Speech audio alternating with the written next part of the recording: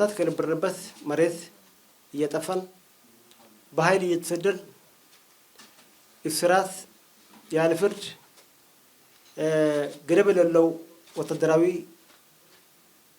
ግዳጅ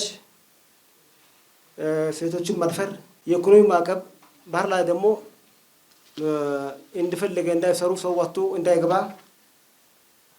ሆን ብሎ ከ1993 ጀምሮ እየደረሰብን ያለው የዘር ማጥፋት ዘመቻ ለማቀለጥ ነው እዚህ የመጣ ነው። ቀይ ባህር አፋር ተሰዶ መሬቱ እና ባህሩ ለማስቀረት ነው ዋናው የሻዕቢያ ስትራቴጂ። በዳንካላ ውስጥ ምንም አይነት የልማት አውታር የለም።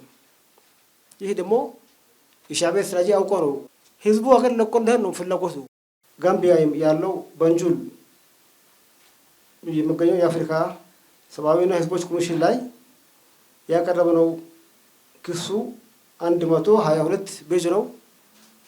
ይሄ ደግሞ ሁሉም ሻዕቢያ በእኛ ላይ ያካሄደ ያለው የዘር ማጥፋት ዘመቻ ሁሉ የሚገልጽ ነው።